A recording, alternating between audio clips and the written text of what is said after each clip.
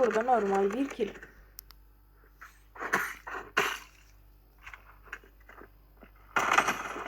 Burada rakibin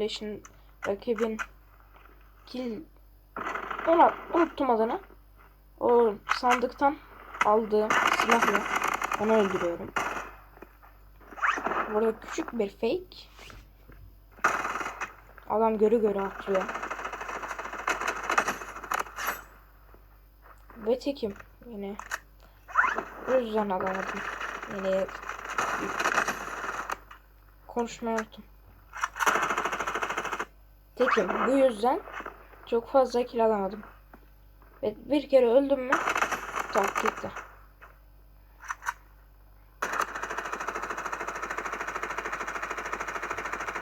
Ne oluyor?